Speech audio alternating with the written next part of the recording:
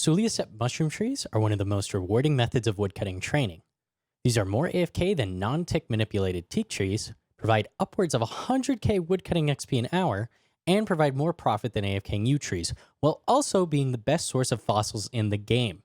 I want to mention that in the footage, I'll be showing the amount of fossils I received was incredibly unlucky.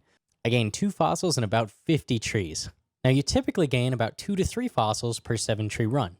One time I've received as much as 10 fossils in one run. Sulliusceps are absolutely the fastest way to obtain fossils, period.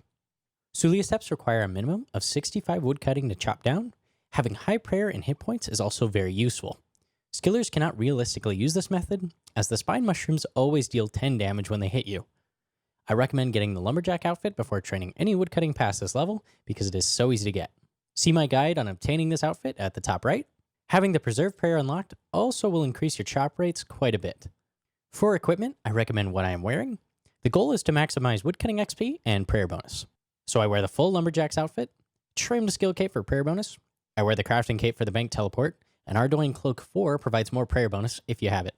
I use an infernal axe, but that does not burn mushrooms, so a dragon axe is effectively the same. I use the desert amulet 4 to restore my stats between trips. If you don't have this, you will want some home teleport tabs, a construction cape, or a ring of dueling. The rest of the gear provides prayer bonus, so fill these slots with the best prayer bonus gear you have. HP skill cape and regen bracelet are also smart to bring if you have them, as you will be damaged quite a bit throughout your runs. My inventory includes numulite, which you'll receive a ton of and I simply keep in my inventory. You need a rake to remove vines that block your path. Antipoison, because the spine mushrooms poison you for 5 poison damage when they hit you. I also bring exactly 7 sharks. I found when I use the 7th shark, I've typically run out of prayer and end the trip. If you have different stats than me, you're going to have to play around with the amount of supplies. You will occasionally have to end trips early because you will get lucky and obtain too many fossils to carry. Finally, you will need digsite pendants to teleport back to Fossil Island after ending a trip. Starting the trip, you want to teleport to Fossil Island. If you do not have the teleport unlocked yet, you need to use a digsite pendant on the strange machine in the mansion. If this is your first run and you have not done Sulliusceps before, you'll need to run to the swamp in the southeast of Fossil Island and jump on the mushroom here. Now make sure you're ready, as landing for the first time is going to deal half of your health and damage. You then want to click on the magic mush tree to unlock the teleport. You now want to begin chopping the Sulliuscep nearby. Make sure you have the preserve prayer on at all times and spec at this point. These mushrooms can be chopped for a random amount of mushrooms before it is chopped down. The mushroom will then move to a different location in a set pattern. Before you move on, you want to place 9 bittercap mushrooms in the pit you landed in to prevent the fall damage in the future. This pit will need to be replaced with 9 more mushrooms every time you land on it, so keep that in mind.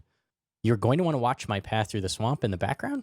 This path is always the same between Sulliusceps, so you simply need to memorize the path. As you run through the swamp, these tar bubbles will turn into tar monsters. These have a max hit of 7, and you should simply run past them.